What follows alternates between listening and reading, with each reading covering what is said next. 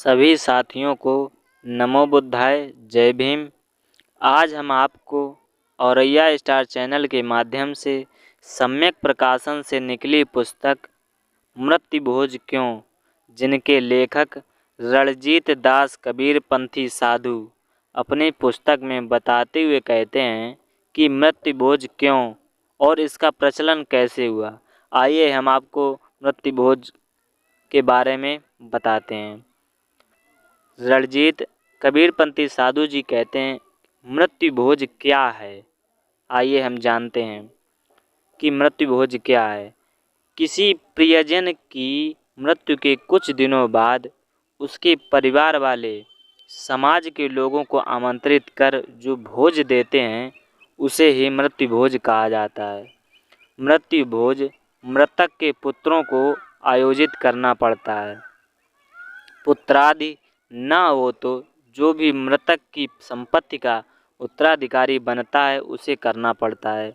वैसे इस भोज को मृत्यु के 12वें या 13वें दिन किए जाने की परंपरा है, परंतु कई लोग इसे अपनी सुविधा से भी कर लेते हैं। इस भोज में मालपुए बनाने की परंपरा रही है, परंतु कुछ लोग अब कई प्रकार की मिठाइयाँ व पकवान बनाने लगे हैं।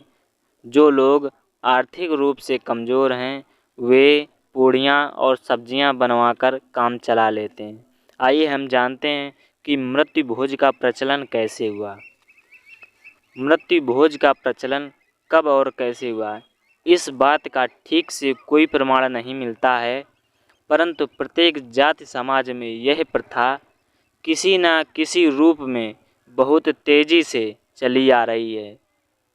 संभवतः इस कुरीतियों की शुरुआत मृतक के परिवार से ही हुई हो, क्योंकि रिश्तेदारों और परिचितों को ज्यों ही मृत्यु का समाचार मिलता है वे संवेदना प्रकट करने मृतक के घर पहुंचते हैं। परिवार में चाहे कितनी ही दुखद घटना क्यों ना घटी हो, आगंतुकों को तो भोजन कराना ही होता था, जिसकी व्यवस्था परिवार वालों के यहाँ बड़ी सहजता से हो जाती थी। किंतु एक दीर्घ अवधि तक लोगों के आने जाने का सिलसिला जारी देखा गया तो उनकी भोजन व्यवस्था पर विचार किया जाने लगा।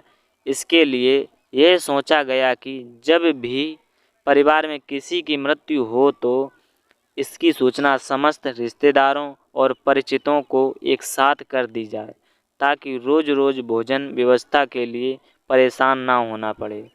परंतु आगे चलकर इस प्रकार की व्यवस्था से भी काम नहीं चल सका, क्योंकि परिवार वाले प्रियजन की मृत्यु का दुख मनाएं कि वे संबंधियों को खबर देते फिरें। इसलिए यह विचार किया गया कि निकटतम रिश्तेदारों को तत्काल समाचार देकर बुला लिया जाए तथा अन्य परिचितों के लिए एक पृथक दिन निश्चित कर लिया जाए।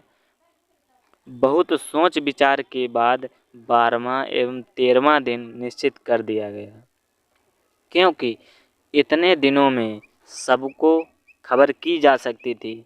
इस निर्णय के फलस्वरूप सब लोग 12वें या 13वें दिन बुलाए जाने लगे और संभवतः उसी दिन से मृत्युभोज नामक इस कुरीति की कटीली झाड़ी का बीजारोपण हो गया। वस्तुतः कुप्रथाओं को जन्म सम्यक ज्ञान के अभाव में होता है। इसका एक उदाहरण देखिए। आइए हम आपको उदाहरण के तरीके से समझाते हैं कि एक परिवार में लड़के की शादी का अवसर आया। बारात दूर गांव जानी थी। उस परिवार में महिलाओं के भी बारात में जाने की परंपरा थी। घर में एक पालतू बिल्ली थी। सभी के बारात में चले जाने पर बिल्ली की देखभाल कौन करेगा, यह सोचकर उचित भोजन सामग्री का प्रबंध करके उसे बांस की एक बड़ी टोकरी के नीचे रख दिया गया। जब बारात वापस आई तो सबने बिल्ली को मृतक पाया। चूँकि बिल्ली घर के भीतर मरी थी, इसलिए वहाँ तक किसी और को बुलाया जाना उचित नहीं समझा गया। घर का कोई अन्य सदस्य उठाए इसके पहले ही सास ने नई बहू के द्वारा बिल्ली को उठवाकर बाहर फेंकवा दिया। समय गुजरता गया, सास बूढ़ी हो गई। अब बहू के पुत्र की शादी का अवसर आया। बारात जाने को थी। उसने तत्काल कहीं से एक बिल्ली पकड़वा कर मंगवाई और बारात में जाने के पहले एक बड़ी टोकरी के नीचे उसे दबा कर रख दिया। बारात जब वापस लौट आई, इस दरमियान भोजन पानी के अभाव में बेचारी उस बिल्ली ने दम तोड़ दिया। तभी सास ने अपनी बहू से उस मृत बिल्ली को उठवाकर बाहर फेंकने को कहा। बहू कुछ हिचकिचाई तो सास ने तपाक से कहा, अपने परिवार में नई बहू से एक मृत बिल्ली को बाहर फेंकवाने की परंपरा है। मैं भी जब प्रथम बार बहू बनकर इस घर में आई थी तो मुझसे भी मेरी सास ने टोकरी में दबी एक मृतक बिल्ली बाहर फेंकवाई थी। बेचारी उस बहू को भी यही करना पड़ा। उसने मृत बिल्ली को उठवाया और बाहर फेंक दिया। अब आगे चलकर उस परिवार में यह परंपरा ही बन गई कि जब किसी लड़के की शादी का अवसर आता तो सबसे पहले एक बड़ी टोकरी के नीचे एक बिल्ली दबाकर रखी जाती थी और मरने के बाद ब्याह करलाई अथवा नहीं मरी तो उसे मारा जाता। ब्याह कर लाई गई बहू से उसे बाहर फेंकवाया जाता था।